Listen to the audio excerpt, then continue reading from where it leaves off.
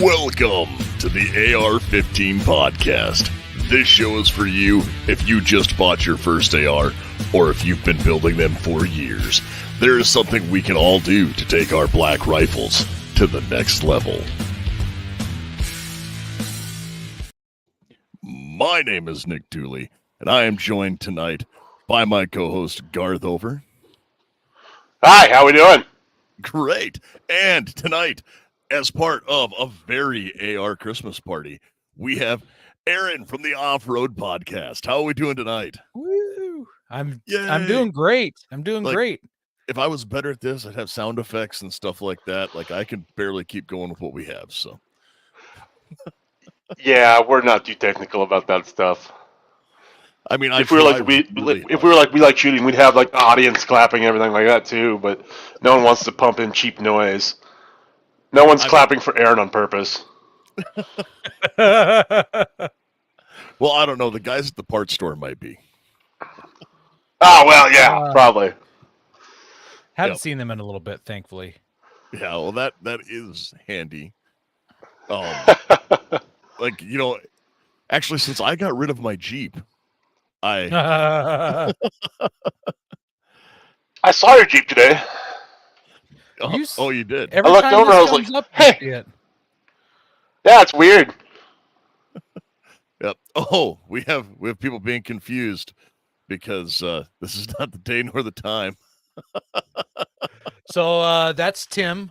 I have the power to stream your podcast to my channels. I only get to choose one, so I send it out there. And that's Tim. Oh, nice. He lives in Arizona, and he's a good friend of the show. All right. Well, that is awesome. Thanks so much for joining us. And so this one, guys, this is going to be just, we might have some other guests jumping in and out as we go through here, but this is going to be a fun look forward into the year to come, and also a little bit of year in review. Other people might have done this in like a 5-minute thing on their show. We're going to do a whole episode with random people joining us. So, Aaron, 5 minutes? People get it done in 5 minutes? Well, allegedly. Yeah. I mean, some people take that long. Some people, take, careful. Not as long. Easy. Easy. Yes. So, Garth or Aaron, why don't we start with you guys talking? I'm going to be right back. I forgot to grab something quick, but I will be right back. Oh. Also, guys who are listening as we come up, remember, we are going to be doing some giveaways with this, so make sure we're interacting, and we'll get some people will be getting cool stuff. So, and I promise it's not all just random things I have laying around my office. I'll start looking for some random stuff to in here. See what here's a. How about this? Anybody need a 3D printer spatula? The 3D printer putty knife. Yeah. Yeah, I'm sure we got some stuff in here. Actually, this would actually be a good one here. We give away this book right here. The nice. Charlie Hogwood book, the Survival Group Handbook. This book tells you all about how to create that group of people that you need when the world goes to hell in a handbasket. That's always a good thing to have. Nick and I talked about that a while back, and it's funny to me still that people like to make the joke, especially around me where I'm from. Oh man, if shit ever hits the fan, I'm just coming over to your house. Please don't do that. Yeah, if you come, have a skill, have something to offer. Just don't show up at my doorstep and expect bullets and ammunition, because that's not going to end well. Not just a skill, but also everything that you own in life. You better be bringing supplies. Oh yeah, supplies. 100%. I do not have the cargo capacity to bring that. Well, I'm sure that you probably aren't leaving unless you really had to. If he really has to, he's coming to my place, and I know we're just going to double our quantity of everything. There you go. I love it. If it's if the time comes that I have to abandon ship. I like that, Thomas. Yes. I do get a kick. I looked at the email that came out about our, reviewing the shows for the network and what they put out. And I love the fact that ours is known as The Snarky Show. Oh, how did I not get that email? I didn't get that email either, so Yeah. It's well, I Tim, probably did. I just didn't read it. Tim, I used to have the cargo capacity when I had the LMTV, but my wife made me sell that. your money ahead. Yeah, I mean, it was a fun 3-year run. It was a good time. We could talk about LNT, but also like I'm looking at buying something equally as dumb. So Do it. no, well, Yeah. it's actually it's a Mercedes. Yeah, So- do it. Doesn't matter. Do it. Dumb So- stuff. It gives you like stories for the rest of your life about this time period when I had this one thing and we did these things with it that were ridiculous and awesome. So have you ever heard of a Yeah. C? A C, a Mercedes C. Yeah, no, not like C like the letter, but it's an acronym for SEE. And that is an acronym. No. So it is Thomas, no one cares about your smart car. Thomas Leith's over here in the comments saying he has a Mercedes product. And but no, the self-excavating equipment or something like that. Oh, don't do that. Okay, you know what? Don't buy that one. It is a Unimog. Oh, don't buy that one. Which is I know a exactly what you're talking about. It's a 4-wheel drive. It has a bucket loader on the front and a terrible backhoe on the back. Yeah. It has the coolest piece of BII or basic or inventory issue ever, though. Okay. It has a small emplacement excavator. There you go. That is the name for it. It has a hydraulic impact. So it has two live hydraulic lines. You plug it in, and it runs to a go over there and I have never seen something more powerful than a 3/4 inch hydraulic impact. Oh, I imagine. Like, I don't know how you measure those ugga-duggas, but my friend bought the guy I bought my LMTV from had one of those, and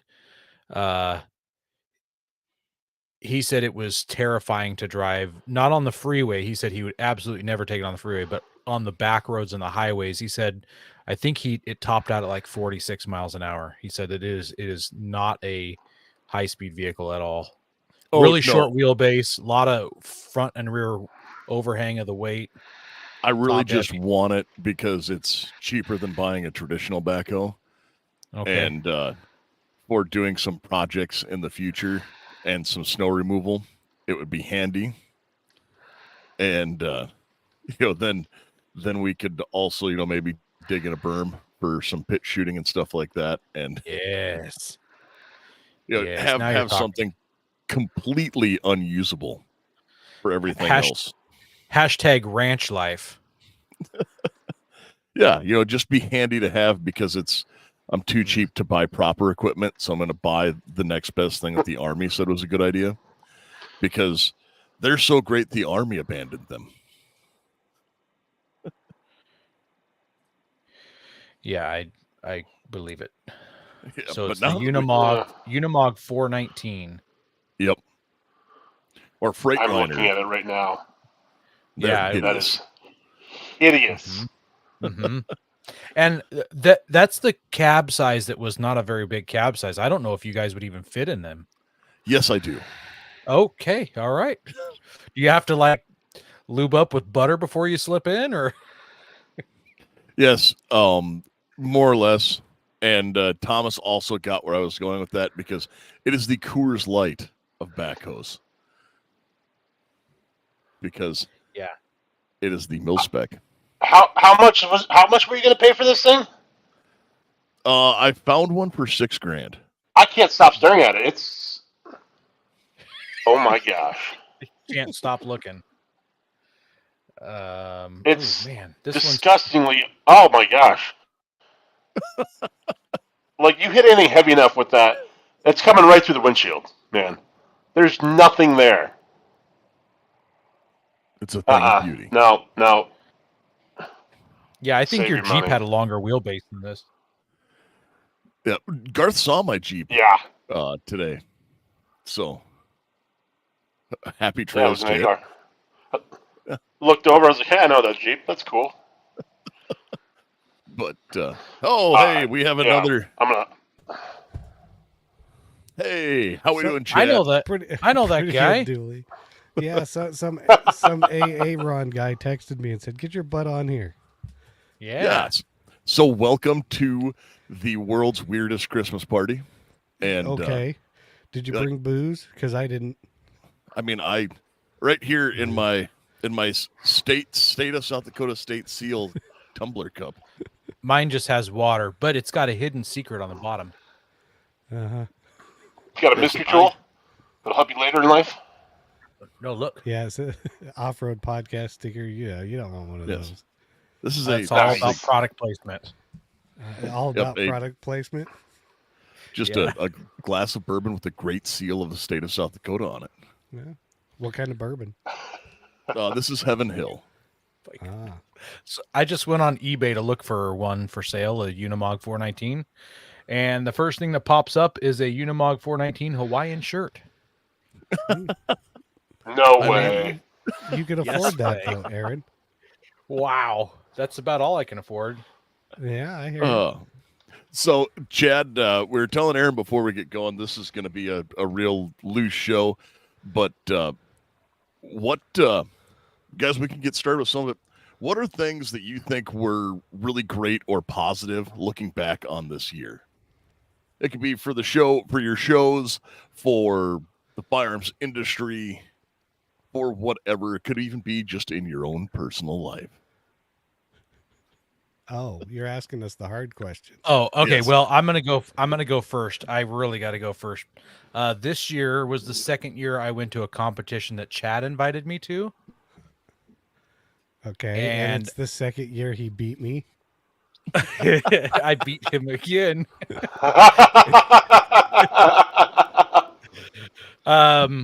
Besides beating Chad, which is of course always my goal, I actually came in third place. I think it was third place. It was either second or third place. I think it was third place. And Aaron, Aaron was screaming that day. I did really well, and that made me feel really good because I've not a competition. In fact, that's the only real competitions I've ever done. So, yeah. And then he beat That was me a fun again thing. when he put on one at his house. I went up there and Well, he beat me there's again, that. but I think he cheated because he's been practicing the stages he set up. No, I didn't practice. Yeah, so I took third place. Chad took sixth place. Yeah. Yep. Oh, you knew that, Tim. I talked about it. I bragged about it on my show too back then. Maybe you weren't listening that day. I mean, I even said something on our show that Aaron beat me because, he knows Tony, and so. It's got the Tony connection. Well, I mean, yeah, you got the Tony connection. Yeah. So we would Let's be talk about- remiss with one thing that did happen this week that we should talk. It is a recent thing to look back on. But Gaston Glock died. And so, does that mean positives or negatives for Glock? Well, I heard they're going to finally release their Glock AR-15 now that he's gone. Kind of like how Bill Ruger didn't like high cap magazines. Yeah, and as soon as Bill Ruger died, like Ruger got with the program and hey, look at this. You can now have a 30-round M14 mag. Also, we're going to make an AR. Also, we're going to make everything else everyone has been screaming for. I thought they made everything that nobody was screaming for. Well, I mean that's I'm kind of still waiting on my Glock revolver. like if we want to get into that, the guys at Keltec make make everything that no one had asked for. Like they make things I didn't even know I wanted. And then I look at them and I'm like, man, I want that. And then I pick it up and it doesn't work. Well, that's why Smith & Wesson copies them. So there's work. Well, My issue with Keltec guns isn't them like the mechanical functionality. It's whoever designs them is not a like human-sized male. Because like if I Yeah, grab that's fair. the PMR 30 and I grip it, the magazine drops out of the bottom. Because See, they and went, we're gonna have a heel release on this. that's right. If I grab the Mhm. PMR 30, the front to back distance on the handle is like, why did you make it this long and super thin? It's like you can't get any grip on it. Yeah, I just grab a hold of it and the magazine falls out, and then I grab the RDB. If I don't hold my hand just right, I eject the magazine because apparently I am too large of a human to run Keltecs. That I'll believe. But I do have one right now. Is that a life card?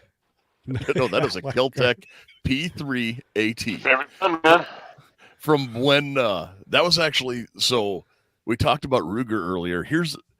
This is just like Smith & Wesson's time to copy Keltec, because before that it was actually Ruger who copied Keltec on everything. Yep. Because Ruger did the P3AT, or Keltec did the P3AT. Ruger came out with the LCP. That literally the PF9 and the LC9.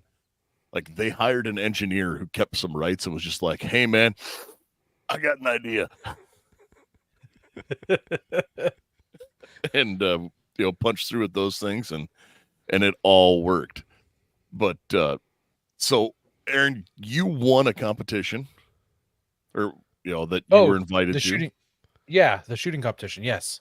Well, I didn't win it. I came in third place. But he beat me. That's all he cared about. Yeah, heavy on the air quotes. Yeah. Huh? Yeah.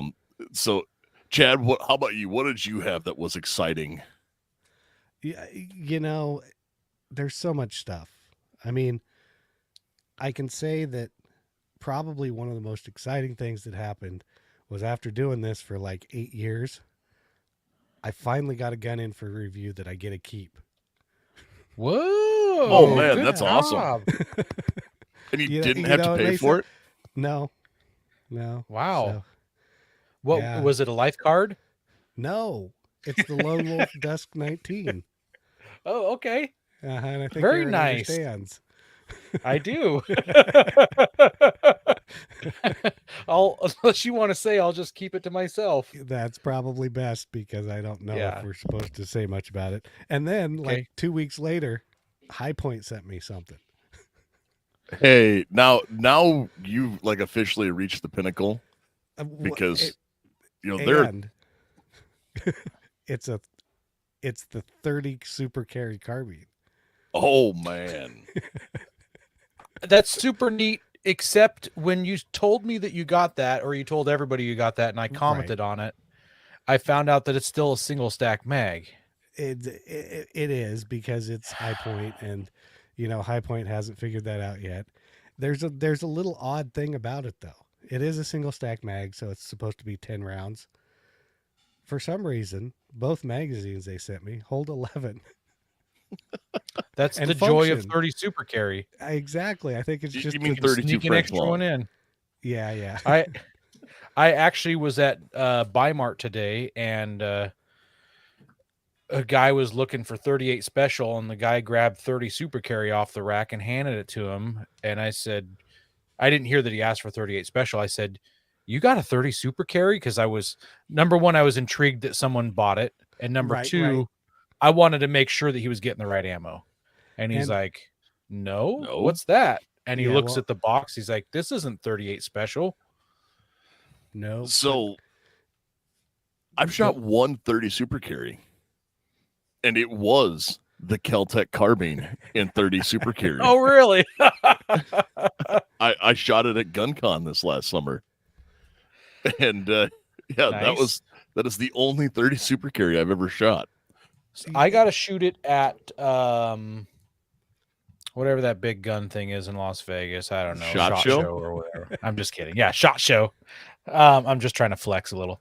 I went to SHOT Show 2 SHOT Shows ago, and that's when they introduced 30 Super Carry, and I got to shoot it out of a Nighthawk Custom and out of the Smith & Wesson M&P Shield EZ, I believe. Yeah, that's probably right.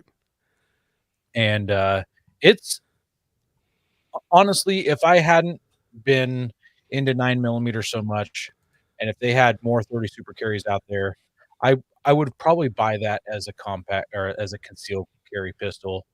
But I'm just deep into the 9s. It still hasn't really taken off.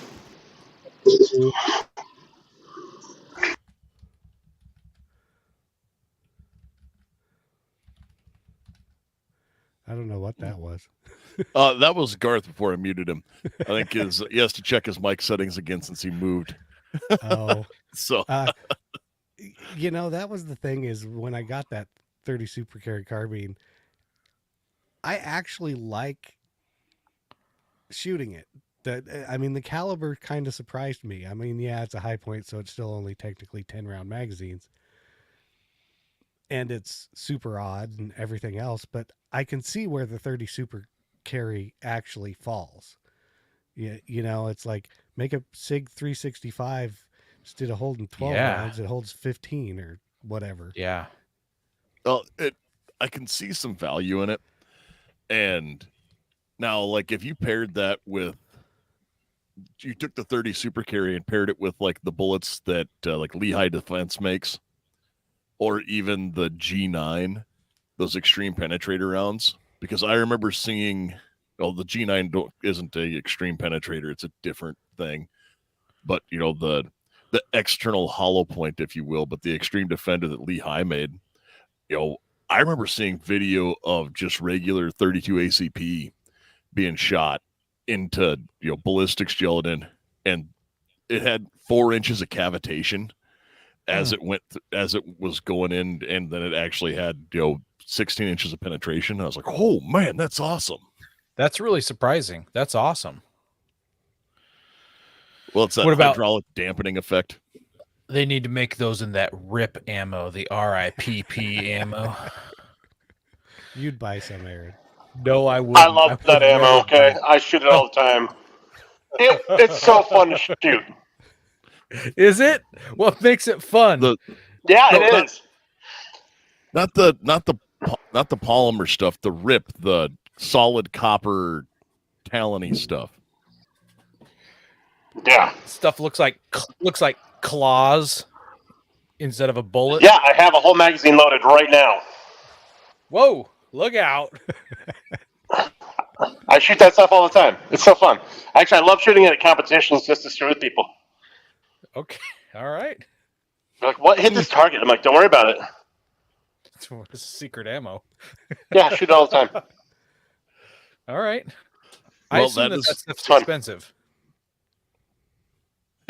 I bought it when it was cheap. Okay. I bought it when it was really cheap. So, but yeah, it's expensive. I don't buy it anymore. 500 rounds, like whatever for now. I don't know. Yeah. Yeah. I buy stupid shit. Let's get off my back.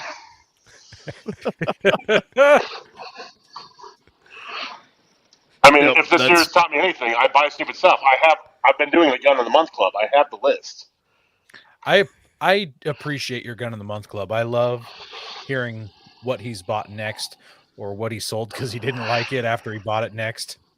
Didn't last very long. You know, it's good stories. The Tombstone lasted for like 3 months. It was a junk gun. I will tell that to POF's face. It's horrible gun. Well, That's a great concept, terrible execution.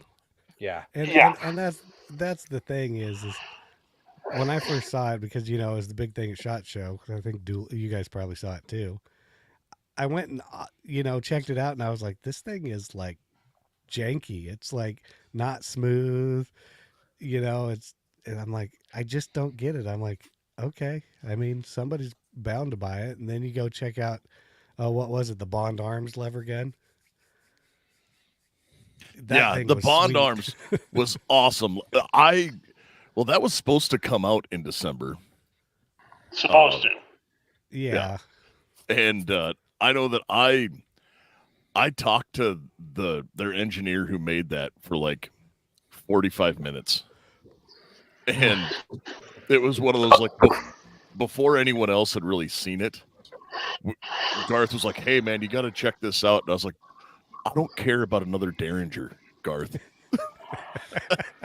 That's pretty much what he told me. He goes, "No, I'm not going over to Bond Arms." No, shut up. Come check this gun out. And then I stood there talking to him, and the guy and I were talking about suppressing it and what we could run on it for barrels and different calibers. And he goes, "Well, I'd be concerned about bolt thrust." And I said, "Why? It's still a rotating bolt, but you're locked in. You're not using any gas in the action." Oh, like it was just all of the weird lights coming on, and it was a super, super fun conversation to have. That was supposed to be December gun, but the next quarter, Yeah, whatever that means. First quarter 2024. Maybe. Allegedly. Yep. MSRP of $1,600. So I'll spend it. yeah, what else did you guys get excited for that came out this year? Like any real products that excited you, or was it just kind of a meh year? I hate to say it. I've had my head in the ground for the last 8 months. I'm on a no buy, at least for firearms. I'm on a no buy, and if I look at stuff, I'll just get too excited and I'll maybe break the agreement I have on the no buy. So by not looking, I'm not seeing, I'm not purchasing. And Aaron doesn't like us, so he doesn't listen to us. That's fair. I mean, it's fair. I mean, it's fair. Now, I will say something excited me, and Garth has one. It's the platypus. Oh yes, the platypus. Yes. Yes. It rages. So it really is that good. Yeah, well, he's wandering off to go get it now. Of course. So I've shot it. We actually, when we did our night shoot, just a couple weeks ago, he brought it out and put a light on it. And we were shooting that at night too. And the only thing I don't like about it is it takes Glock mags, and I just, and that's purely because I am like the only gun owner in the world that doesn't have a pile of Glock mags. Yeah, it's dumb. That's why I bought it, because it takes Glock mags. That was so cool. Yeah, that's why I would want one, is because it takes Glock mags. Yep. So that is the Finkel edition. It's a thing of beauty. It's Nerf or nothing. Yes, this is the Ray Finkel edition. Yeah, it's next year he will be getting the Officer Einhardt, and Then I want a buddy to engrave. This one is Finkel, and the other one is Einhorn. Sorry. Einhorn with just the colors reversed. I got you. So I do have a question, and I know some of you guys have seen this. The primary arms, they're 1-6 with their Nova reticle in it. Mm-hmm. Have you seen that one? Yes. That one was pretty exciting to me because the dot is so daylight bright in it. I liked it. Actually, I have nothing bad to say about any primary arms optics. One of my favorites was they sent one out. It was an ACSS. I don't remember what the name of this particular one was. Right. Because there's like 50 million. It's like, well, the Athena's what I have on the 3-18, and I really like that first focal plane. Right. But this was a dot, and it came with a 6-power magnifier. A flip out of the way 6-power magnifier. Right. And it had, but it had like the bracketed with the circle and the dots. And was it their like MD25 red dot, the Gen 2? Yeah. And then they sent you the magnifier to go in front of it so you could actually use the reticle? Yes. I really liked that. That was a super solid dot and magnifier combo. Yeah, I have the dot. I don't have the magnifier, and I have I put it on the super lightweight build that I did. I figured, that's a good place for it. I have it on my old competition AR, Yeah. and just because that was a good place to put it. Because the only other thing that could go on that gun, other than those optics, was a VZ grip. And the unique features of VZ grips is they're machined from a solid block of G10. And G10 is great because it's durable and doesn't get slippery when covered in mud, blood, or sweat. With a variety of textures from mild to extreme and color options available, as well as the shorty versions. 1911 grips with extreme customizability, standard slim palm swell safety cuts, bottom profiles, and more. More than 25 textures and 27 colors available. Guys, you can get these things for everything. They have their daggers, which are being shown on screen. You can get their grips for my beloved Berettas. Even some of you CZ hipsters can get your grips there. Revolver homies, the works. And there is a code for 15% off of all their grips, and that is AR-15 podcast. I hear they don't make grips for Dracos. I've heard that too.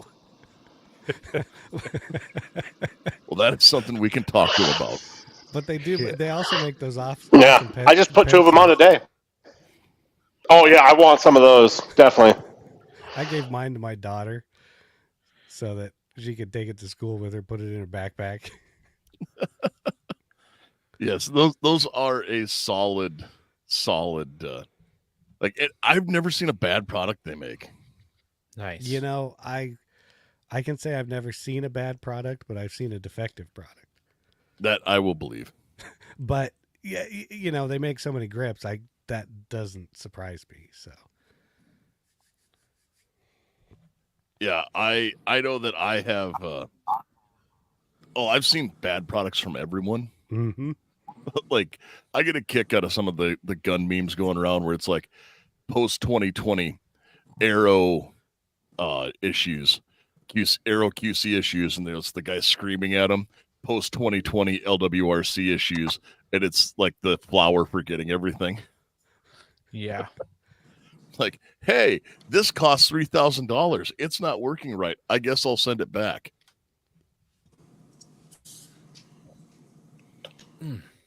But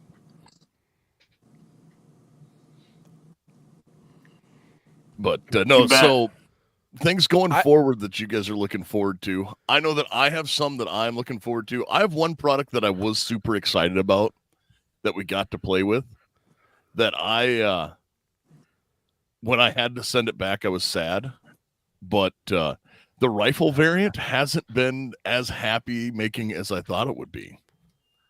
The Jackal? Yeah. Yeah, the Jackal. It's in my pickup right now, and I'm headed to the Black Hills of South Dakota this weekend, and I'm going to take it to the first gun shop I see, and I'm going to trade it. Really? I am not happy with it at all. What's that all about? Because you guys were ranting and raving at the beginning with the loner one. Yeah. The pistol version works great, but the rifle, I don't know, man. It's like, of course, we shot it in 2 different seasons. We had the pistols and the rifle. We've taken out a couple times. We did the night shoot with it and stuff, and took it out when it was cold, and it just does not want to function in the cold weather at all. Hmm. Well, right away, it was shipped, and I'm not sure if it was how it all came out, but when we went to adjust the gas setting, it just went to all the way off, and you couldn't put it back on. And yeah. I was able to fix that, and then after we got the gas system up and running, where it was running like a top, apparently when it got cold, it really didn't want to run. Now, again, that was on the 13.5. They may have fixed it, and it may have been just a lemon gun. But it could have. Yeah, I don't want to send it back and find out. I don't have the patience for it. I Yeah. still like PSA products. I have a few of their pistols, and I've owned ARs in the past, and maybe I'll go. Maybe I'll try this out. You know, who knows? Yeah, well, and the daggers have been a solid. Yeah. Oh, the you know, daggers have been fantastic. I love. It's for $300. It's a solid purchase. At the other end of the spectrum, I'm starting to save my pennies for a 13.7 gun and pinned and welded, and I'm hoping to save up and get a primary weapon system. PWS is solid. Yeah, Chad. Just an upper or the whole gun?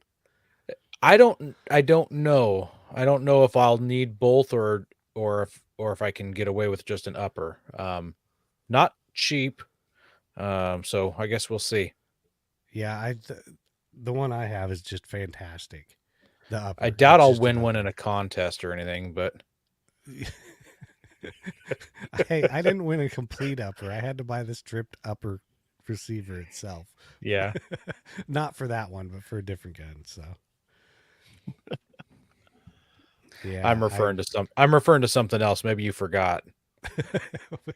A What? little inside story. An AR that I won back in the day. Oh yeah. I forgot about that. That 308, Yeah. wasn't it? Yeah. No, it was a 5.56. Oh, was it? Was it? Okay. Yeah. Yeah. I gotcha. I know that Aaron and I had a long conversation about 308s Yeah. and ARs and 308 and accurate battle rifle. It has different meanings to different people. It definitely does.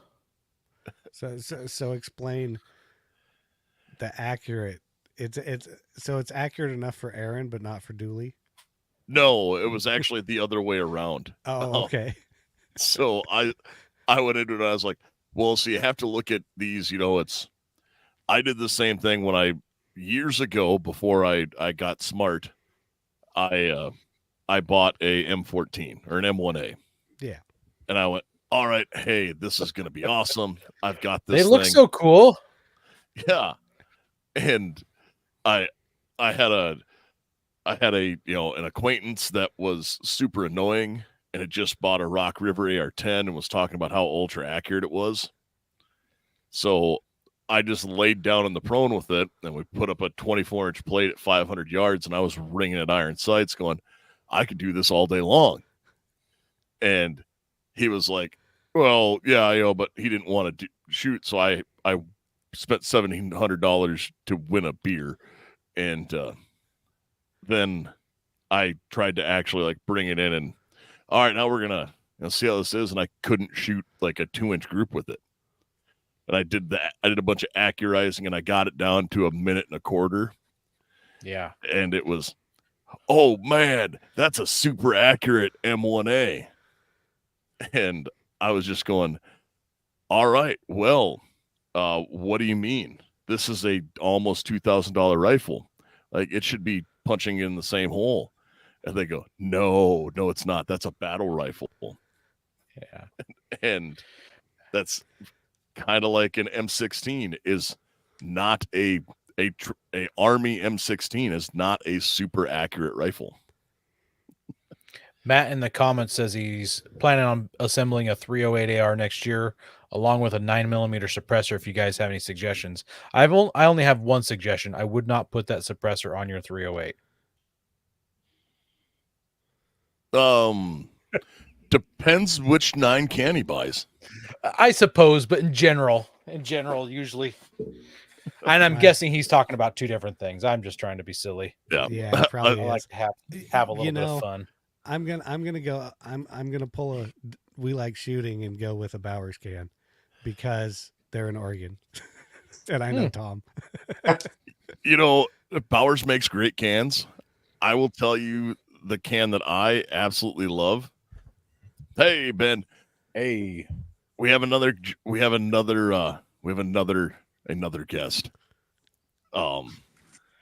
The can that I have absolutely loved is I'm a Yankee Hill like guy. I Yeah. love my Yankee Hill machines. And it's for the money you spend on them. I've got $1,700 cans.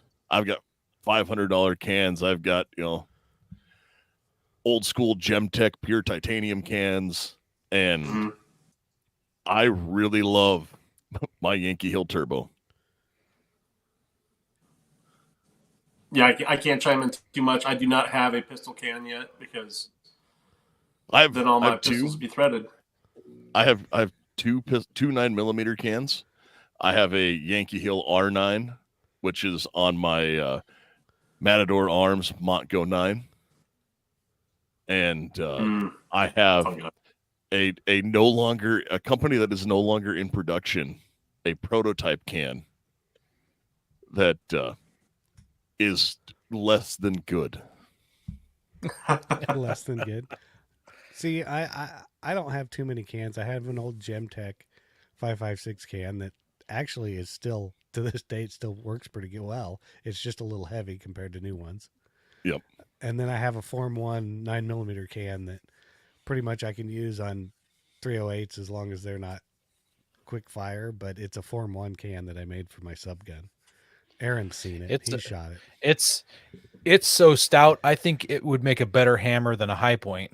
Well, I've ran it on my 10.5 AR before. So I have a Rebel Silencers Rebel 9 Air,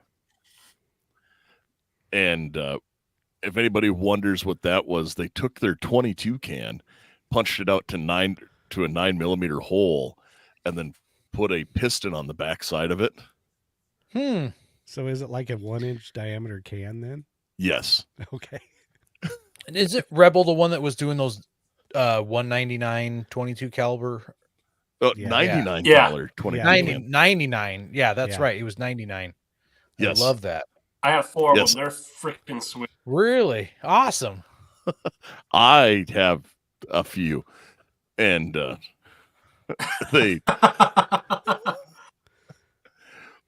they were definitely a interesting can to have for a while. They were lightweight. They shot really well. And guys, I think it's time to give our first thing away tonight. Garth, what should we give away? Giveaways. What do you want to give away first, man? How about we just go simple? How about we do an AR-15 style hat? Style hat. The AR-15 podcast hat. Yes.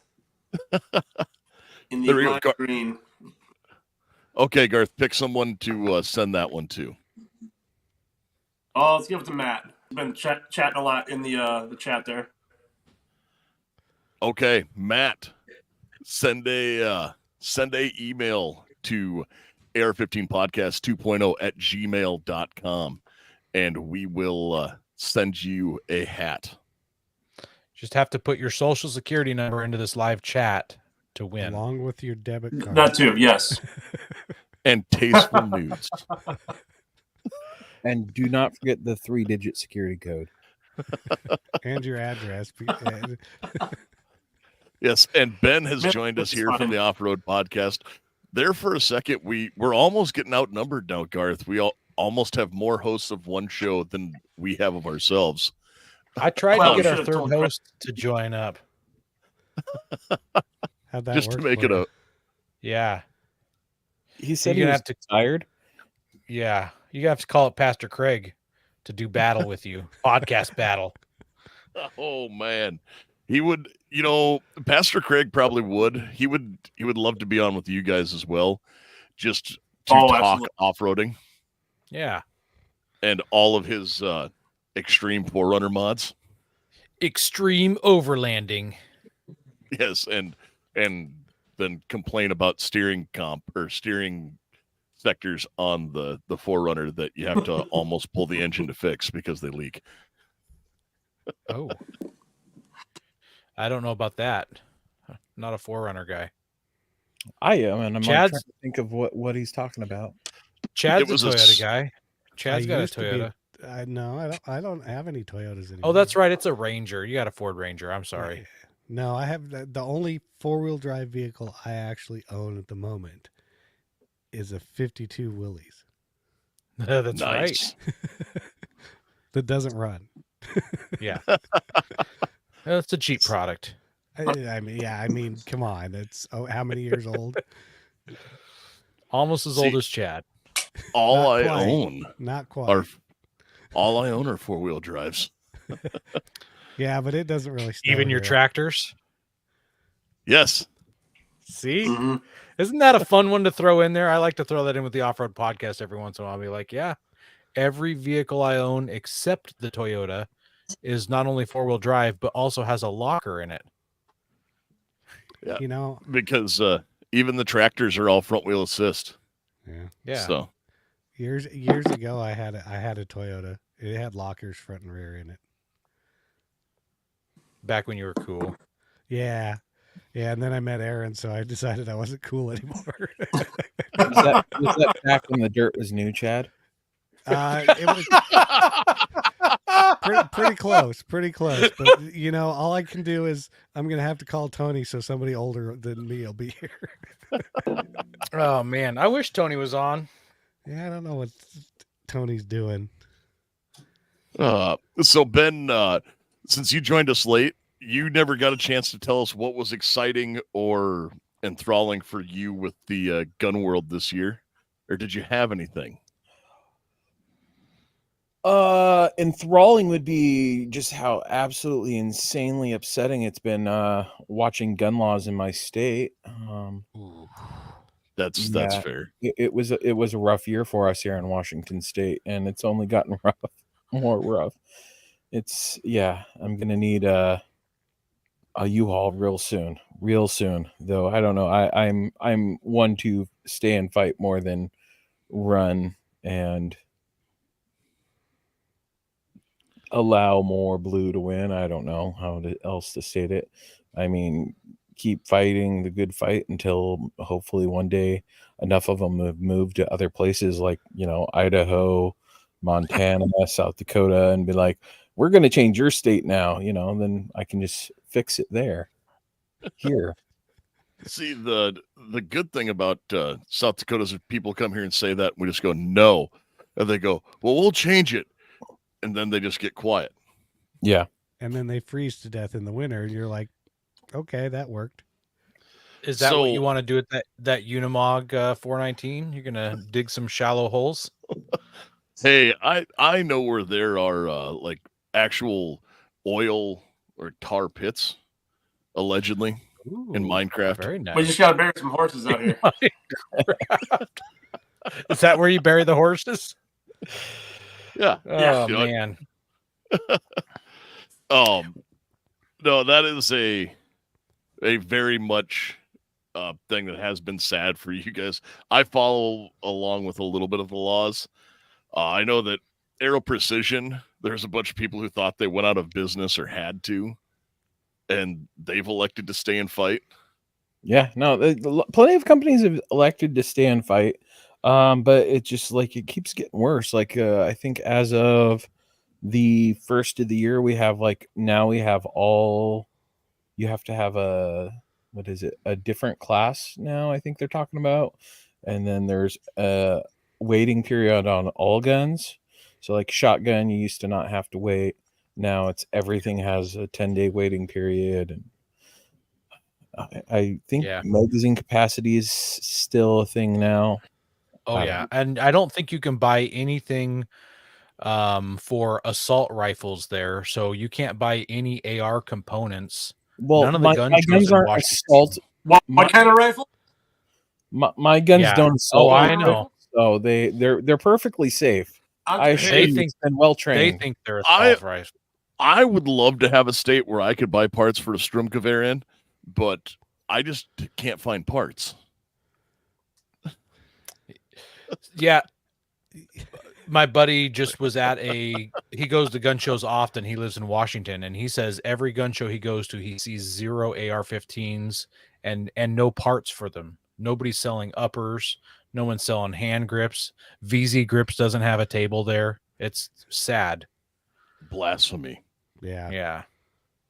No, that is unfortunate, and guys, we need to pay attention to those states because that's where they test it. Oh yeah. And Oh, yeah, they started out well in California, and they just kept moving north, and it's they've reached the top of the north, and now they're just going to start spreading out east. Can they just move to Canada instead? Just keep moving, well, Canada got their way, and there's pretty much they killed handguns this year. Yeah. Yeah, Canada's it's something else there. Well, I mean, it's Castro's kid running the show up there, so You guys know how Canada got its name, right? CA Canada got what? How Canada got its name? They were sitting around a table one day, and they just put letters into a hat. And they pulled out the first letter, and it was a C. And they're like, C, C-A. And then it goes on. It's a long joke. I'm not going to bore everyone with it. yay! I've heard the joke. No, I'm just going to mute my... All right. I'm going to try to bring us around here to something a little more joyful. Yep. One thing I'm looking forward to is I'm planning on reloading in 2024. I've never done it before. Someone gave me some equipment. Today, I just scored when I was at Bi-Mart, and I saved that guy from buying 30 Super Carry. I found the small rifle primers that I needed. So now I have every component. Okay, you see this? I am blocking Aaron's number.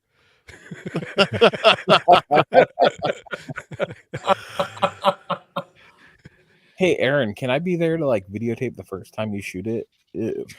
Reload? I'm just saying, like my 3D printed pistol, you were so worried I was gonna die. I'm a little worried for you, buddy. I don't think it was me that was worried. I thought someone else was being loud about that, but it's still fun. Aaron was a little hesitant about shooting one of my 3D printed pistols too. Don't know why.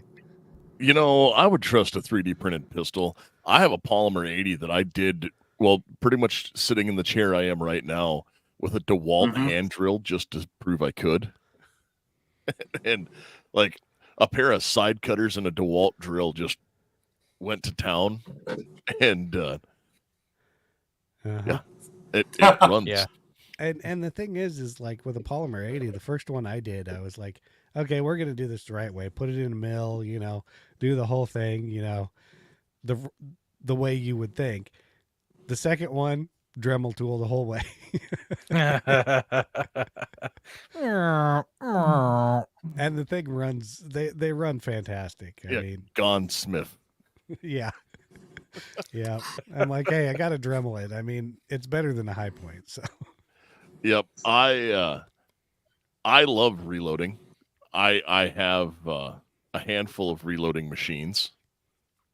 And if you're going to start reloading, start with Dylan. And wish. And end with Dylan. Yeah. I wish. No, I have something that someone gave me. What's the green brand? Is that Lee? RCBS. Yeah. RCBS. Yeah. I have RCBS as well. Yeah. I have used an RCBS press for rifle loads for ages. Yep. I do have a Dylan for pistol loads. Before they even made rifles, he was making his own cartridges. Yeah. You'd roll them in paper. Yep, he was helping Chinese with their fireworks. Yeah, you'd collect pigeon poop. Rolling in paper. Are we going to start talking about the movie Shooter and paper loads here? No. I was talking about black powder. Oh, yeah. Here, I'm going to bring up an obscure piece of firearms thing that actually was accurate in the movie. That's so the movie Shooter, everybody's seen that. It's like a 15-year-old movie now with Marky Mark. And it was based on the book, Point of Impact? Yep, a Bob Lee Swagger book. Yep. Which they're still producing those books. Mm-hmm. And they talk about paper patching, wrapping a bullet that has been fired into a larger caliber, and you can spin it and actually shoot it, and that is a real thing. Yeah, it was like the first sabots, or is that how you pronounce it? That's well, it's French, so that's how I pronounce it. Everyone else is like, oh, it's a sabot. Yeah, whatever. Yeah, I've never heard sabot. No. those were also like super cool in the 90s, the Sabos, because they were called accelerators. Oh, I And remember that. yep, they had like 30-06 that you'd put a 55 grain 223 in with this plastic collar because reasons. And then the Yeah. twist rates were never right for him. No, it would just pop Yep. Yep. because it was always like Bubba's pissing hot hand loads. Fill it to the top. Yeah. I have seen that happen. And that is exactly how they went. And I'm just trying to catch up on some of the comments over here. And you're getting advice on how to hand load, Aaron? I see that. I don't know if I'm being if my chain's being yanked or not here. No, actually, that's a solid. All right. Yeah. Usually people named Aaron don't always give out the best advice. I'm just, I've learned that by watching We Like Shooting. I've learned that by watching the Off Road podcast. The answer is D, all of the above. Yeah. Yeah. Why not? Yeah. Yeah, I never listens to Aaron's advice. It's never a good idea until you realize it was. Yep. Other things, we'll keep moving on. Other things to look forward to as we go through. Anybody have something they're looking forward to? Maybe a rumored release or something you may have heard of? Or we just gonna hope and pray that ammo gets back to affordable? Yeah, and the thing is depending on what kind of ammo you want right now, some of it is affordable, but I've heard pretty much across the board here in a few days they're jacking prices up, and who knows why, and I'll wait to see if it actually happens, but I can tell you that there is one company that starts with an F and ends in Ederal is going to have a 7% raise. And since they make all kinds of different brands, yeah, that the only other one that probably is going to have a raise in price starts with a W and ends in yeah, and oh yeah, in the comments it said something about the Smith & Wesson relaunch of the Sigma. Yeah, I saw that the other day and I was like, do we want to talk about this on our show? And I'm like, I don't know. It's the Sigma. I hated that gun. I never owned one, but I hated it. So the Sigma, for anybody who is not aware, was, I'm not going to say Smith & Wesson's first attempt at a striker fired handgun, because there probably was another one earlier. But because reasons, it was the one that was so close to a Glock that it got a lawsuit. Mm-hmm. And they paid a lot of money. Well, Gaston's gone, so now they don't have to worry about being sued for it, right? Oh yeah, I'm sure that's how it doesn't work. Yeah, well, do we actually know is his widow maintaining any control of the company now, or is she just cut out? I have no idea. No, she's gonna start building a crazy mansion with rooms that go nowhere and stairs that go nowhere and doors and windows everywhere for all the lost souls. So she's moving to California. Well, I just like, maybe she's gonna start buying one of their other products. The one from that other catalog. You never know with what they're doing. Now, on a different note, did you guys see the new Cabot wide body 1911? Yes, I did. The Cabot, so they're doing a double stack. Yep. Yeah, we talked about it a little on this last show, and really for what it is, I mean, Cabot just makes beautiful stuff anyway, if anybody knows about them. And, really, if you look at it, it's a $6,000 gun, and it's like, that's like the only affordable Cabot I've ever seen. And it's not made out of like, mastodon tusks and meteorites. Exactly. Yeah. Exactly. Like, I remember holding one of those once and I was like, what? Or, well, I held a Cabot gun and then I looked over and they had the one carved out of meteors. And I'm like, other than because I can. Now, that's the real baller. They do a gun of the month that you can order the subscription to. Uh-huh. Whoa. That's like Wow, PJ Baldwin money right there. Garth, Garth is you're gonna need shaking his head no. some more acreages. Nope. I'm done with the gun a month. That was the year goal. It was done. Oh, you're not gonna continue? Well, I didn't even follow the rules. It was supposed to be one gun a month. I have 18 of them right now. No, it's a minimum. It's It's a more minimum. of a guideline than a rule. Yeah. I've never heard of a maximum, only minimums. Well, there is a rule. Well, It's checkbook. no more than what you have plus one. Yeah. I just know that Cabot gun of the month thing. That was like, what were they? They're like $12,000 a month. Mm-hmm. Man. I'm going, if you have that kind of cash, hi, would you like to sponsor a podcast? Yeah, man, that's pretty baller, but I would be shocked if anybody who subscribes to that ever shot those guns. The only one I know of is somehow I got in the YouTube rabbit hole was on the collector. And it was something with he was doing something with Lena Mishalik, and he pulled one of those guns out of a case and shot it. Or he had her shoot it while he was shooting like a CZ Parrot orange some other. Did he put white gloves on before he pulled it out of the case? Because no, but it was what I was like. He was shooting some crazy, like, I don't even know all of the different names that went into this CZ tactical Parrot orange Tactical Parrot. checkmate.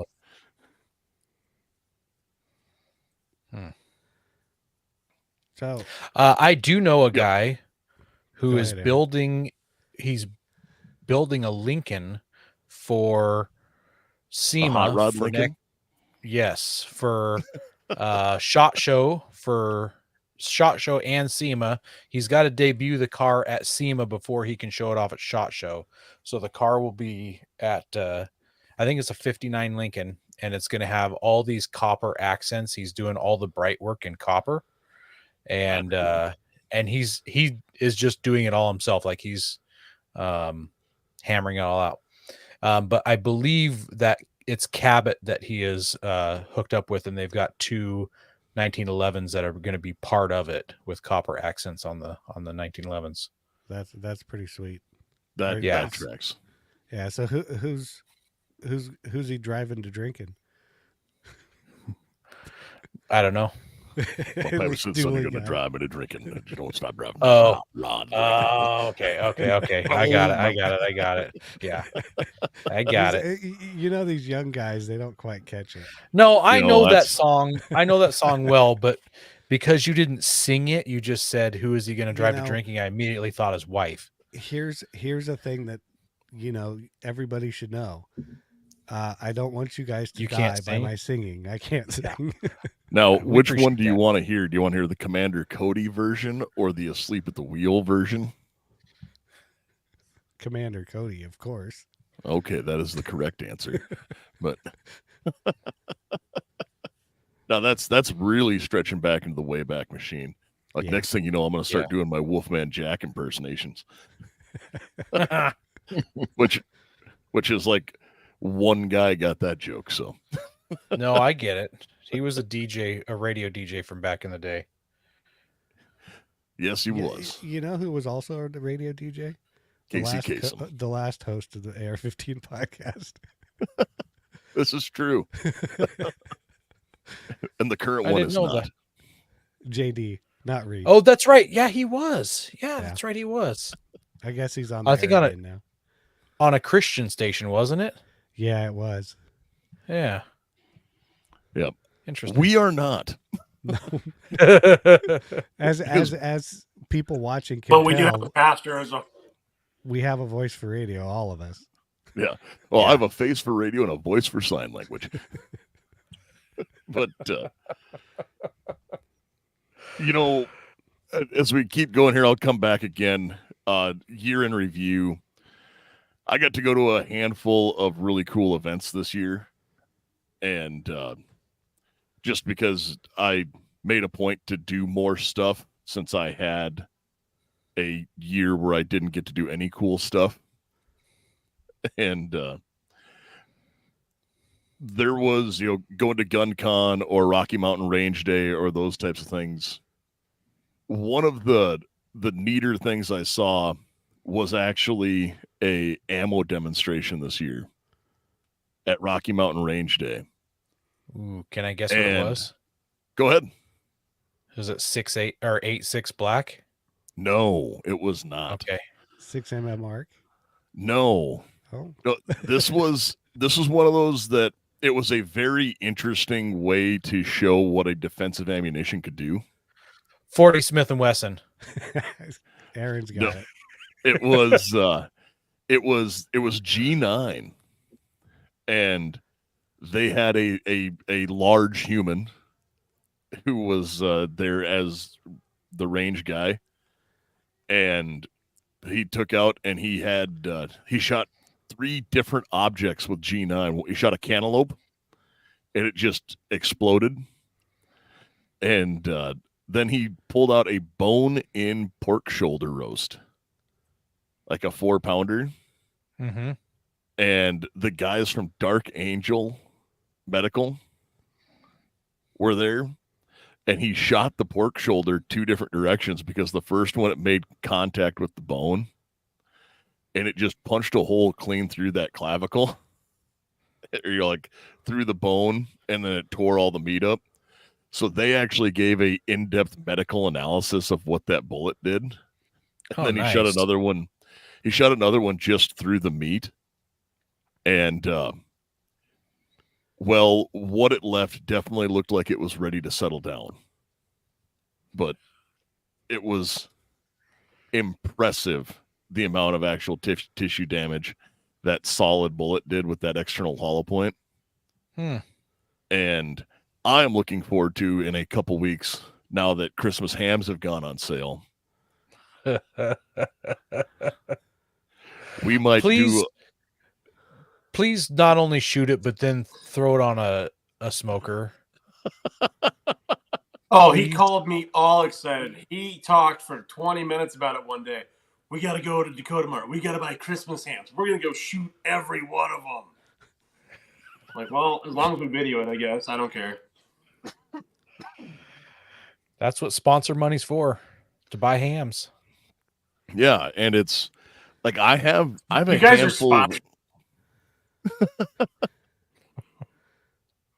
I have a handful of ammunitions that would be interesting to shoot with it, but it's more I want to hit one with the basic ball 9, critical duty. I've got some HST laying around, but I really want to show the difference of 55 grain, a 77 grain open tip match, and a 62 grain ball. Or well, not And a ball, 12 but 855. and a 12 gauge flare gun. Well, no, because we're gonna cook Yeah. the ham after, That's not from the inside. Oh, okay. Here's what you do: get your cannon out and shoot it with a Budweiser. What do they call that when you put your meat in a juice? You're marinating it that way. Yeah, marinating. Totally marinate it with some cannon action. I don't have a cannon shooter, but maybe that should be December's gun of the month. There you go. I just let Dooley know the other night that they make one for 308 now. Yes, and I got excited. Yeah.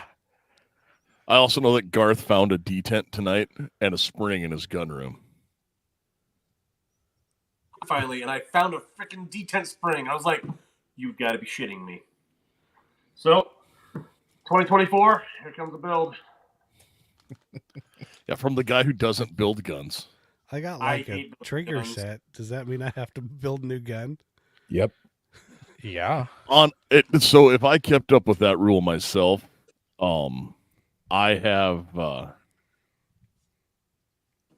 untold number of builds on the floor of my office because my office come workshop in here, which is different than the shop with the lathe in it and everything like that, has a very nice kind of blonde carpet that springs and brass parts blend into extremely well. Ooh. To the point I'm afraid to vacuum. Yeah, I I'm can build moving. a house right now and build like a $1,500 AR with just parts that he's got laying around. Guaranteed. I was In the I was carpet. I was moving stuff out of my garage into my shop, and I'm like, ooh, there's a gun part. Ooh, there's a gun part. Ooh, there's a car part. Ooh, what's this? You know, it was one of those days today. I found a radio today too. I was like, oh, there's that ham radio. I was looking for that one. Handheld unit. Spare battery. One like that? Yeah. It was actually one of those ones, a Baofeng. It's weird that all us people have those sitting around. I was getting ready to reach for mine, but I just moved mine out into my shop. I got to go upstairs Yep. to get mine. Yeah, that's the. Oh, my radio. Oh, these. I mean, I do have it. It's down here in a jerry can. I've got another one. Because you don't have just one. No, you can never have just one. No. I'll pull it out. I want to be Aaron. part of the club too. Vince is asking which one of us is the one that wields the frontier. Unfortunately, that would be Aaron. It's no Look, longer I got a fully I got a frontier. long boy. You think that'll reach my house? I've talked to Silver Falls through a Okay, so repeater that's down probably there. that's about the same distance, probably. Yeah. From my handheld. I was surprised. They were too. Vince, I'm the Frontier owner. Yeah, he's a weird Nissan guy. Yeah. Well, does anybody out there need a? Who do you think we need that has a need for a grip, or a foregrip, a handguard? Like a complete handguard from Unique ARs. yeah, huh? That's pretty sweet. So, which listener tonight is going to get that, or host if they need one? I don't need one. Aaron, pick. I can't pick that one. I was just going to answer Vince real quick. He says, "How much should my rear leafs sag?" Everything I hear is the Nissan Frontiers and Xtera's rear Titans. Rear leaf springs come flat from the factory, and you don't have to put much in there for them to be really flat. So that's always a popular upgrade. But they come from the factory almost flat, so don't be scared. It's when they get inverted that you should do something about it. It looks like Mick is going to win it. I was going to say Mick or Jim, but since Mick spoke up first, Mick, send that email to AR-15podcast 2.0 at gmail.com. Yeah. And you will get. Is that Deadpool? Skulls. Skull. So it doesn't have the reflexors. Reflexors.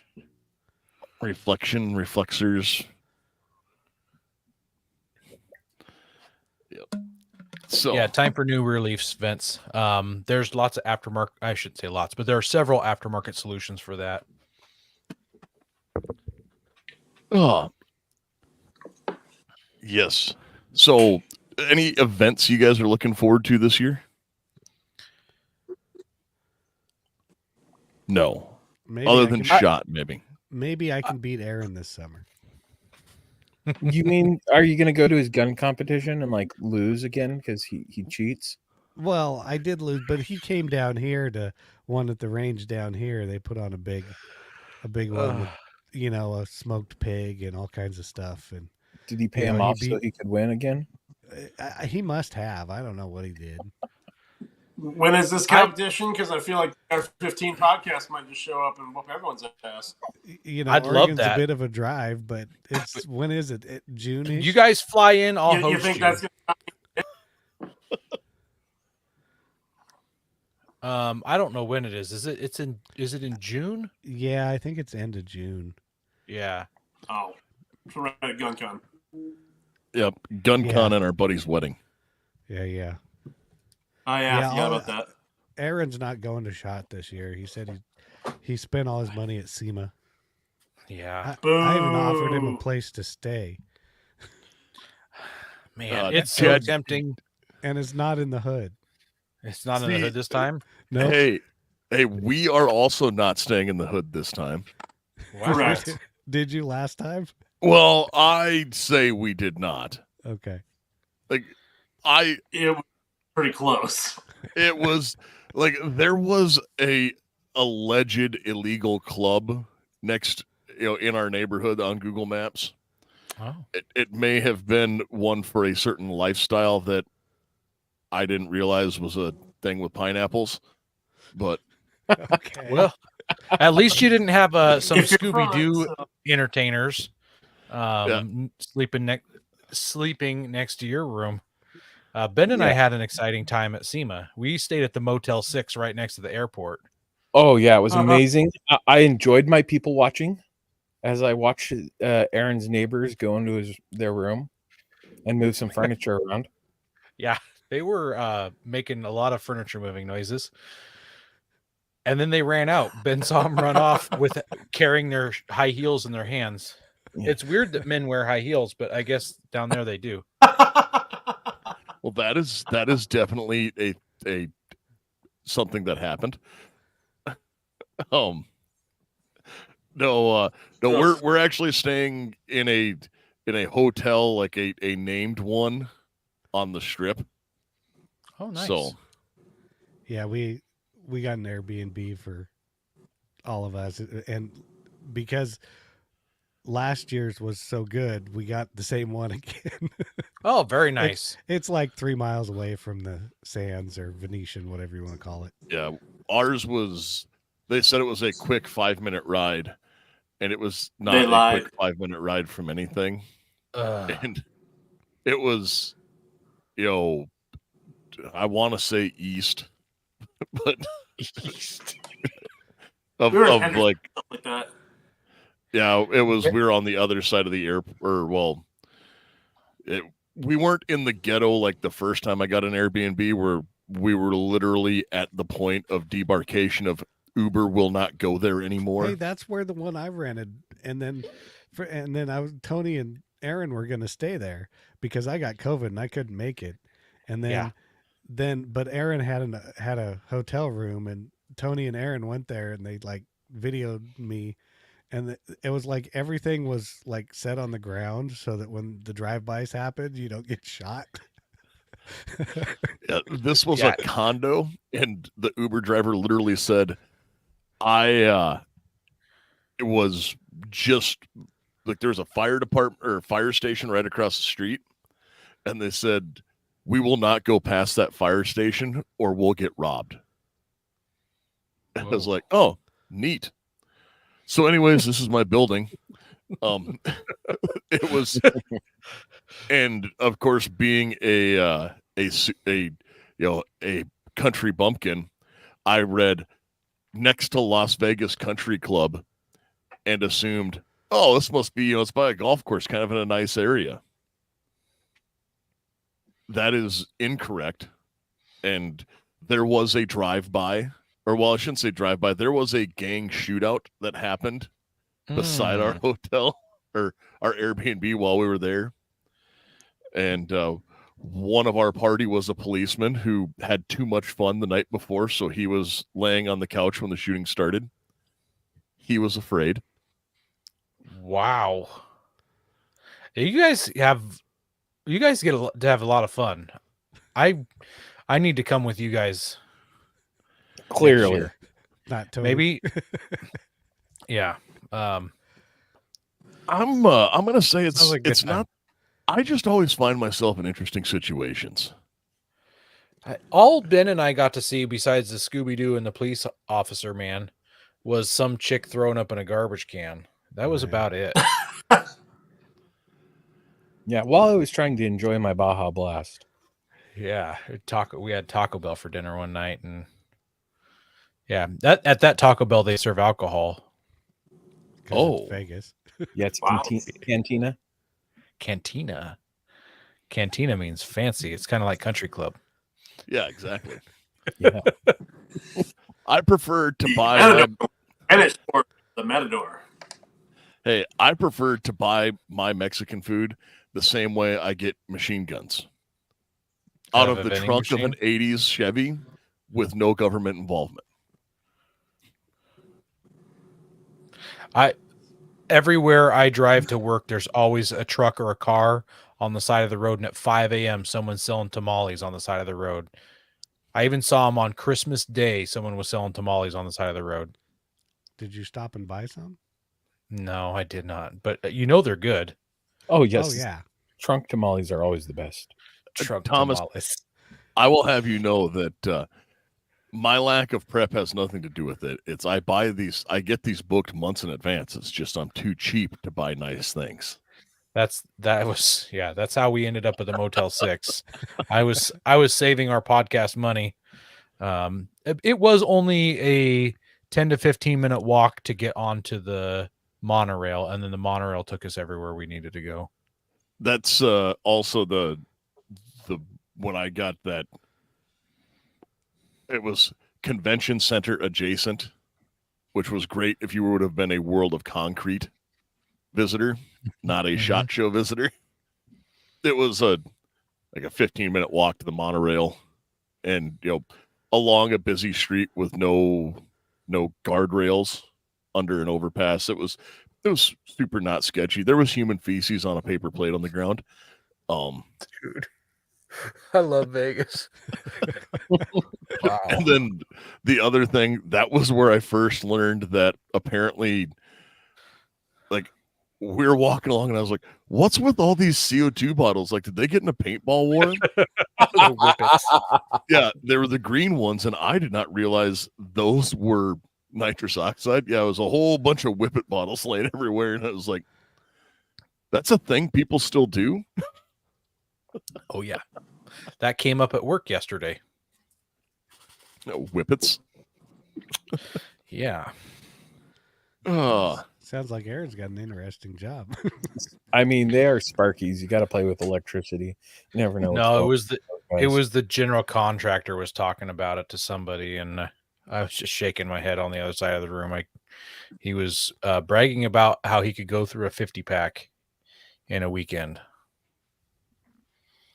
Huh. impressive. Yeah. Yeah. So on that note, That is interesting. I'm excited for SHOT. I don't know what'll be I haven't even heard any industry buzz really about new stuff coming out. I haven't either. And I mean, I'm excited for it. I mean, SHOT for you and us is probably all the same. It's like you go, you see your friends, and then you see new stuff. I mean, yeah. seeing your friends is the biggest deal. Yeah, I go there to hang out with my other gun industry friends, like the 3 times we get to see them a year. And then it's, oh, that was fun. Okay, bye. Yep. Aaron And- just needs somebody there to remember their names. Yeah. Ben was my my Rolodex as we would be walking around, because I'd meet people and I'd forget their names, and Ben would be like, "Oh, that's Sam." And so I'd be able to at least call him by name. Maybe it's an Oregon thing because I like the Buckaroo game. Hey, how you doing, Buckaroo. partner. Buckaroo. Sport and Tiger also work. Oh boy, I'm gonna start calling people Tiger at work. Let's see how that goes. What's up, Tiger? Well, it depends on how close I to do Portland it you are. often. That is a thing I do. Especially if I have like staff at a place that is subpar. All right, sport, come here. I've seen him do it. All right, hey, thanks, champ. You keep working back there. You're doing great, bud. Doing great. And I will just do that for the entirety of my stay. And I'm told that it is demoralizing. Someone let you know that, huh? Yeah. You know, if I see Dooley at SHOT Show, I'm gonna walk up to him and say, "Hey, sport." Sport. Well, I mean, I blend in so well in my cowboy hat and Hawaiian shirt. Well, you know, And your sidekick champ.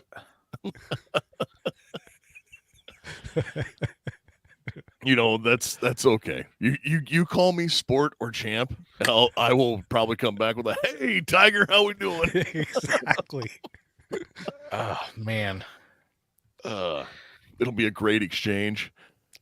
You know, I forgot to say the firearm that I enjoyed shooting the most this year. I probably had the Okay. most fun with. It was an AR. Definitely was. And like, I know, weird, right? AR podcast. My favorite gun was an AR. Genesis 12.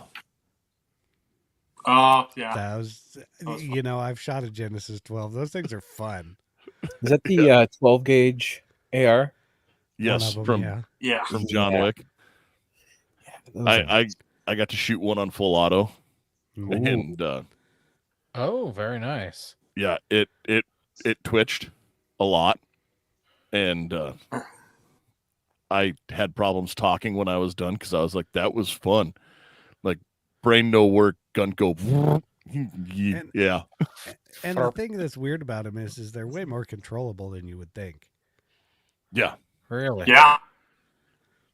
That was a super controllable, super fun. I know that we are going to talk to them again soon in the new year, and then we'll be talking to them again at SHOT Show as well. So that is exciting. Mm-hmm. And I've considered getting one as a home defense gun. Just say it's a home defense gun. Just be like, well, see, it covers all the bases. It's an AR, it's a shotgun. You know, it's everything, right? That's what all that's the whole argument completely like taken care of. It has to be a pistol. It has to be pistol length to hit all the bullet points, though.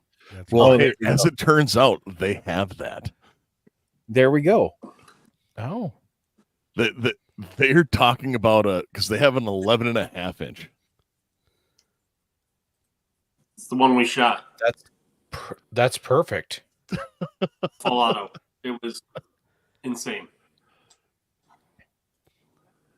Then Too I'll just fun. need a suppressor And for then, it. and then did you try it with flares though? We did Like- not use the dragon's breath. Okay. Yeah, Although just throw a dragon's some breath in brush the middle we of need that, to- right?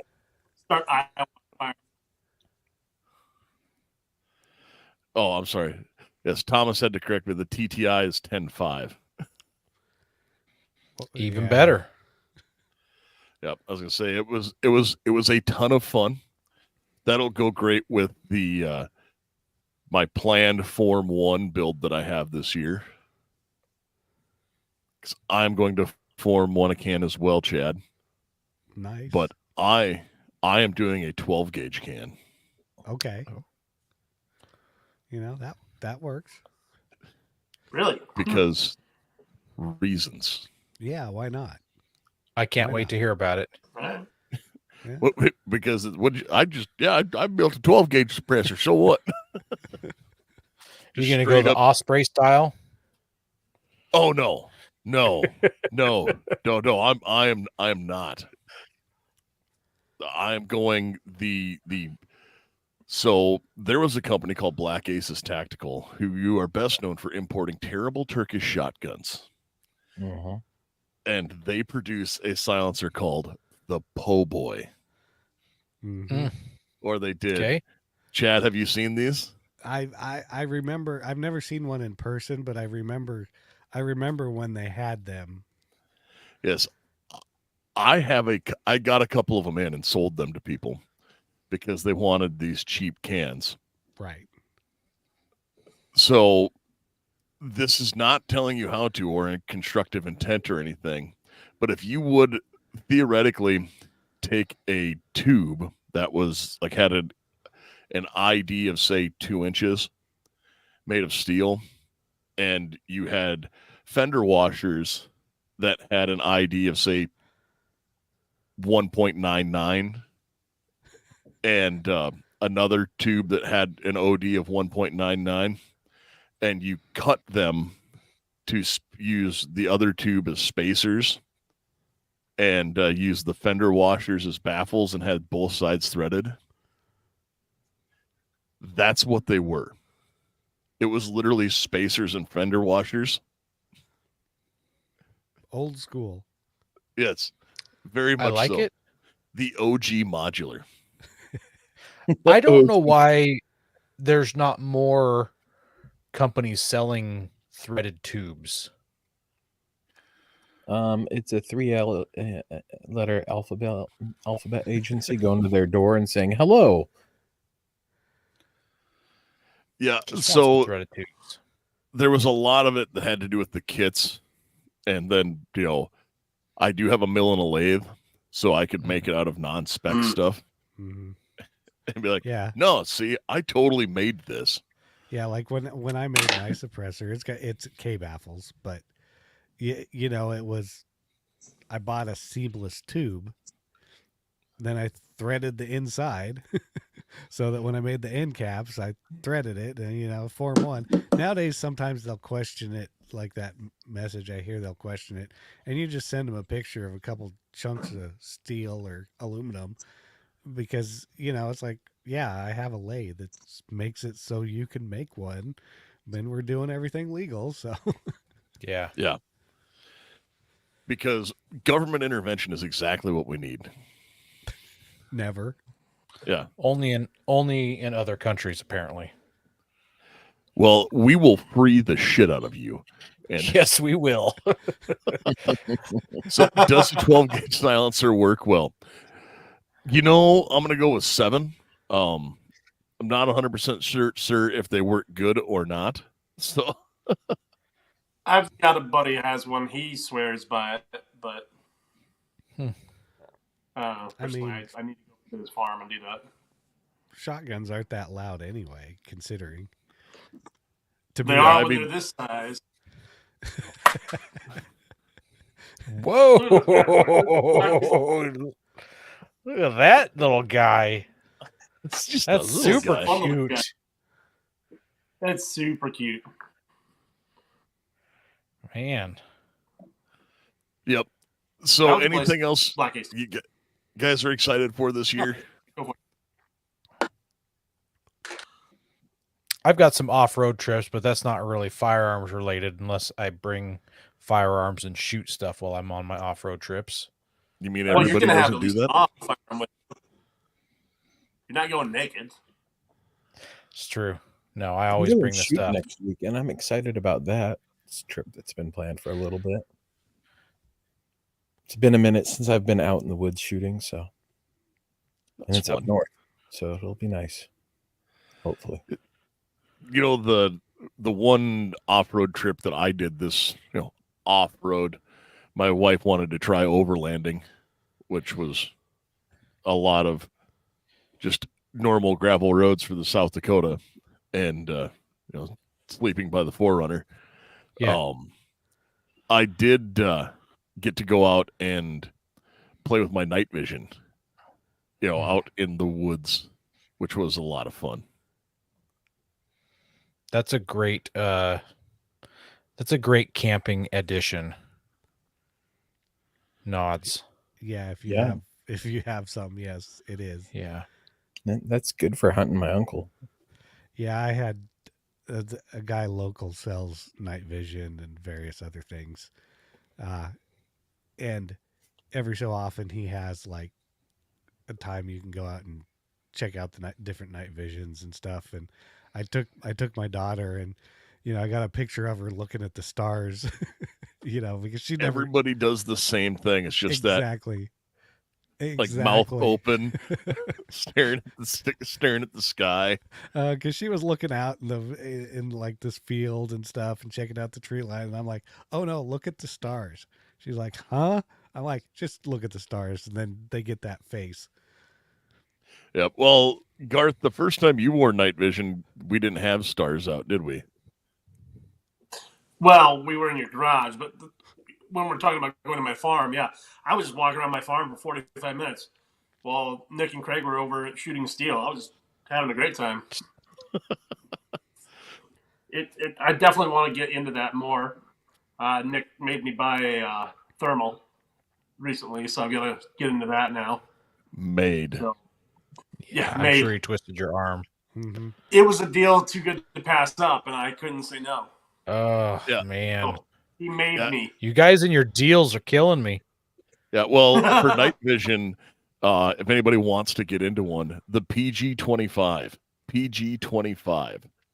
they are under $2,000, and they are better quality than my issued PVS 14. So there you go. In case there was money you didn't want to spend. No, but I'm writing it down. PG. As I see furiously Googling in front of me. Yes. Yes. You Yep. hear the keyboard Yeah, typing. it's $1 under, but Well, still. that is the MSRP. Okay. So Do like I say, FFLs get it for any cheaper? I mean I might know a guy who can get a good deal on those. Okay. He knows the guy. Yeah. The other part Well, is get hooked up with Rick's, and they might have them come on the show and talk about looking at things, through the different light spectrums and why that might be handy, and you could probably get hooked up with an affiliate discount, allegedly. very cool. But We'll have to figure out a way to get them to come on the off-road podcast to talk about night driving, Ben. There we go. how to outfit your vehicle with IR lights like the drug There runners you do. go. Mm-hmm. Yes. That's a good Yes. That's a good idea, I hear. I would totally drive like that in my 4Runner, especially coming down through my neighborhood. Some of my neighbors are just a little.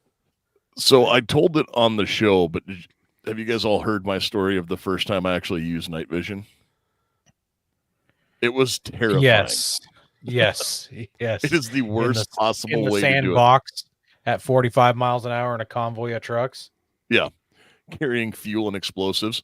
Hey guys, figure Yeah. out how to use these. Go. Enjoy. Sounds about right. Yeah. Yeah. I mean standard things for military. But You'll It's- figure it out. You'll be okay. I'm sorry, Vince. I'm really good at spending other people's money. Uh-huh. Mhm. It's kind of what we're all best at. Well, guys, I have some night vision stuff I'm looking forward to this year. I'm going to do some more content with that and get that pushed out. I know we're going to keep plugging forward. What's the gun and gear review? What are you guys looking for this year? We're just kicking off reviews left and right. It seems like. Well, mean, you hit the big time now. I kind of did, but I do have another review I have to finish before SHOT. I mean, it happens to be sitting right here. It's the G-Force Arms Rapture. It's a micro compact, uses Glock parts or mostly Glock Yep. parts, with a proprietary 12-round magazine. It's basically the size of a SIG P365X, and it has one of your favorite optics on it. Schwambox. Yes. But it's cut. Who told you about that?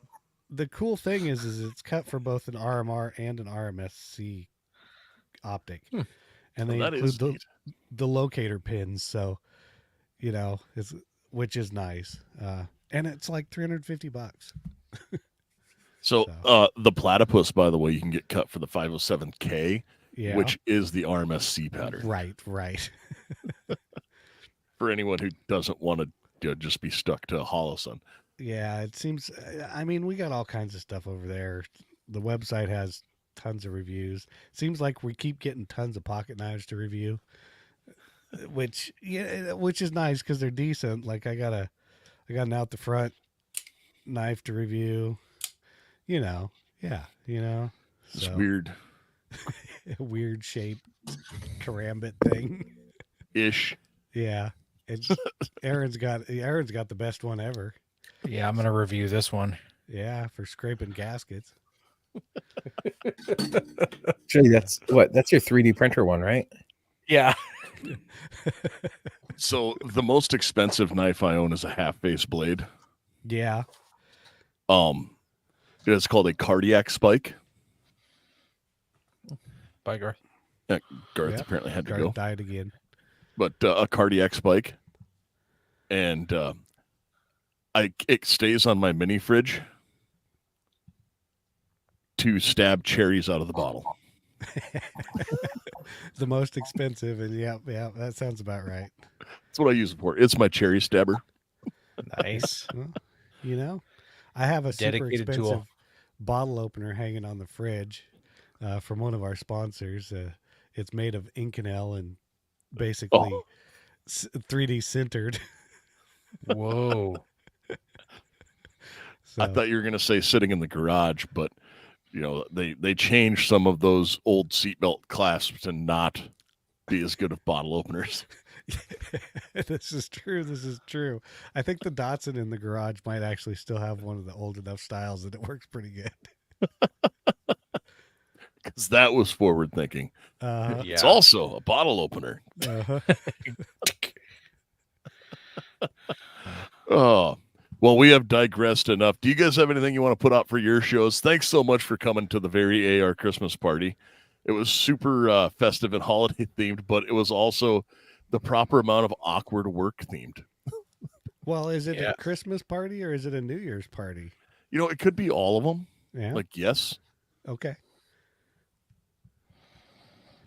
Because I have had a company Christmas party in like mid-February because proper planning and all of that. So Yeah, that all must the have been the peas. military. Yeah. Hey, we're gonna have the Christmas party in February. Why? Well, because everywhere's booked in December. Yeah, when you start looking in December, that's going to happen. Yeah, weird, right? Yeah. Either that or you wind up with that bowling alley in town. Yeah. A spider just came out of nowhere, crawled all Time over to my burn the house desk. down. Yes. So what's the off-road podcast have planned? We've got we don't have a full year planned yet, but we have been keeping our shows chalked out almost 2 months in advance for interviews and topics.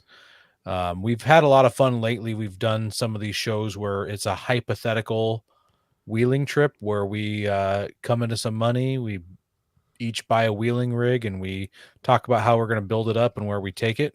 Kind of like the old Top Gear. Yeah, I was going to say, are you guys doing off-road podcast Top Gear? Well, Yes. I mean, it's almost like we stole like our intro. Like this week, Yeah, tonight, Ben drives in a ditch. So who's Clarkston? Probably Ben. Yeah. Hit it with a hammer. Fix it with a hammer. Yes. I've used many a hammer. So, and Although I found think we're many probably bitches. at heart, we're probably all Clarkson. Well, I say that because I'm like, he's the one I really remember. Well, I mean, Aaron falls into the Hammond cat, or is it Richard? Not, yeah, Richard Hammond with the his wreck, his airbags deploying on the dudes. So, and who's the other guy with the hair, like the longer hair? The hair, Coy with the hair. Yeah. Does Coy have hair? Not on his head. Not, at least not on the top of his head. Yeah. No, that is good. It's Yeah, we don't have a Captain Slow. Mm. All of I'm us the are pedal opposite of slow. Yeah. Well, I have a last name. I just have to put my foot to the floor. So, with the last name of Wallace, what do you expect? Yeah, you kind of have to. I know. It kind of, the wife's the same way too. Thomas mentioned Ultra 4 and King of the Hammers, and that's one I've been trying to get to. And there was some hope I was going to make it this year, but I don't think I'm actually going to be able to get there this year. Not to be completely off-road centric, but I started following something on YouTube this year that I'd never seen before or really kept track of. And it was an Onyx off-road where they're doing like the ultimate off-road trail and all of that.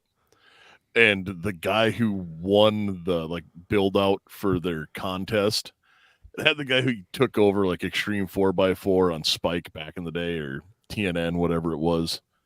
He was like the Guy Fieri mechanic. Oh, you're talking about Ian Johnson. Ian Johnson, yes. We've had him on the show twice. Dude is genuine, amazing human being. No, it seems like a super nice guy. I just like that's what I equate it to. No, he is the guy. Yeah, no, he's the guy. The story of why he grew his hair out long is because he's actually not very tall, and his son started passing him.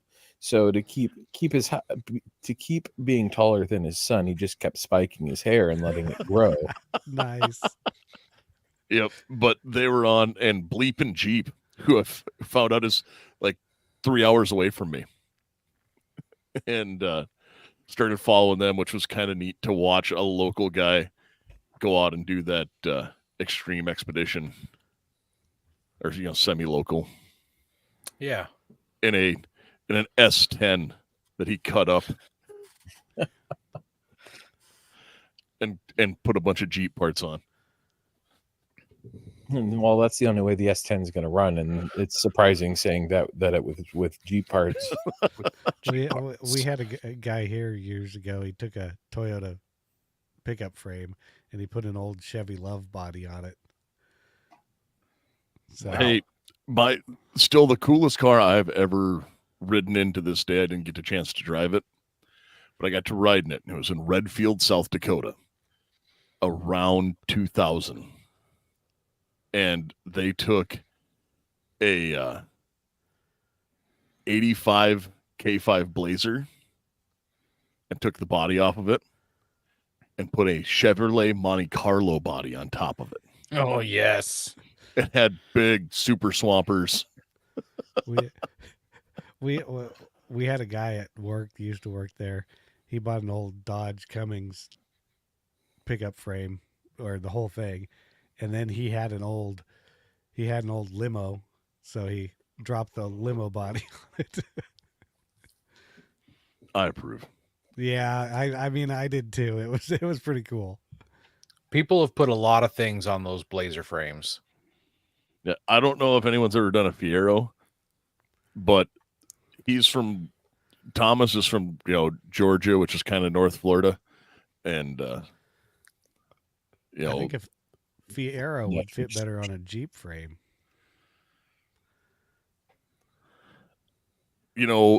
I saw in Bisbee, Arizona, there is a junkyard there that has a 70s Ford Ranchero, like one of the last generations of it, where the hood was as long as the box. I had one. That was painted camouflage on like monster truck tires that they would drive around the yard. That's like, I kind of need this. Yeah, it is 73. But well, guys, where can they find all of you? We'll start wrapping it up for the night. I know we're about 2 hours in, and before we start just going down the road of weird, cool cars. So yeah, we'll start with Chad. Where can we find you? Well, you go to the Firearms Radio Network and look for the Gun and Gear Review podcast, and all our written reviews. You can find us at the firearmsinsider.tv. So that's pretty much where you can find us. We record on Tuesdays. we just recently moved the live shows to the Gun and Gear Review podcast YouTube, just because I was having trouble with the Firearms Radio Network one, and I was like, well, I guess I'm moving them over. So I just heard that they found some papyrus scrolls with some of Chad's reviews on them. they probably did. Yeah, I mean, many, they were- many were lost in the Library of Alexandria. Yeah. I mean, just because he reviewed the original striker fired pistol. Does anybody know what it was? Does anybody know what the OG striker fired was? Is it a Stoger? no, No. Oh, I've heard it, but I can't remember. 1905 Savage. That's right. The That's Savage right. Was it? Yes. There you go. Fun fact. That's my bit of trivia for the night. Well, Thanks you know, for I had to pulling that carry out. it. You know, at least I wasn't handing out banana stickers at SHOT Show. It was a patch. It was a patch. It was Oh, a patch, it not was a a patch. sticker. It was a Oh. patch. Have you know, sir?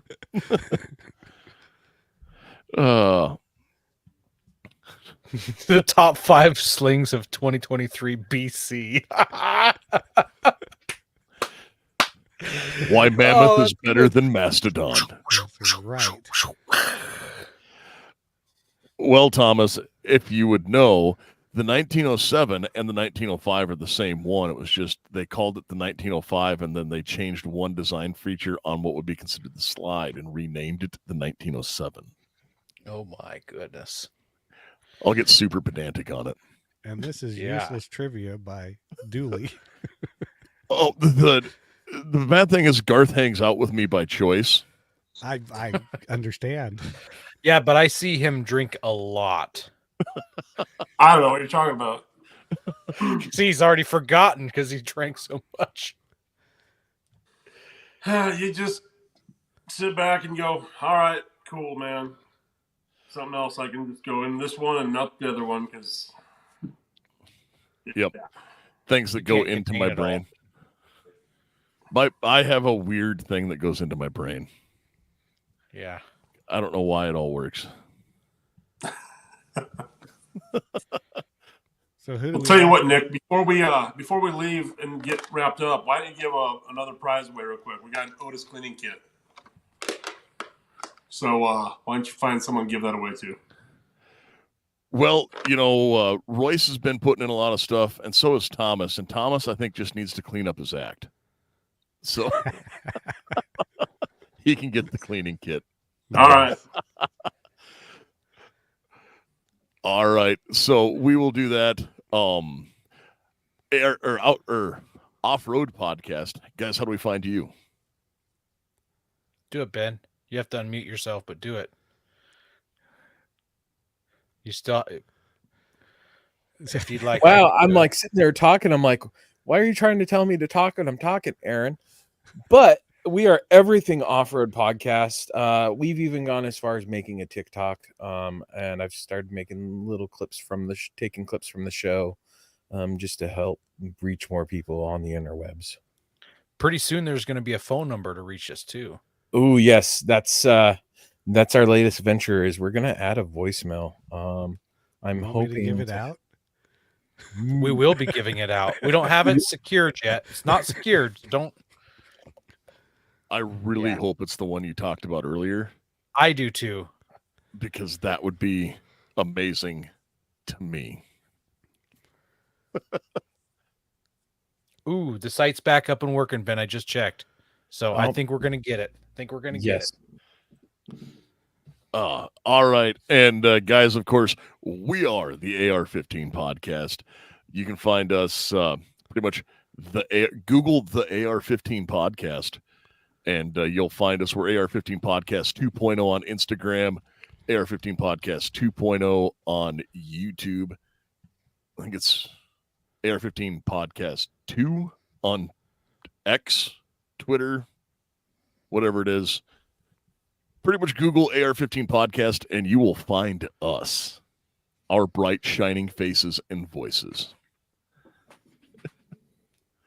What was that, Garth? You're muted. Did you get it, Aaron? I am muted. No, I said you bet. And don't forget AR-15 podcast 2.0 at gmail.com. Yep. Thanks for having us on. Yeah, thank you. Thanks for the invite, Aaron. Oh wait, it was I saw it on Facebook. So Merry New Year. yeah, Merry whatever New that Year, is. Happy Christmas. Guys, this was fun. I think we might try and do this every year now, just get a bunch of people from the network on. We can sit around, BS a little bit, talk about everything. And this is a ton of fun. And yeah, guys, support everyone on the show and support everyone on the network. Thanks, So- man. And I'm still not singing. Exactly. So, Thanks, Mac. yeah, with that, you folks out there, you stay safe and stay armed.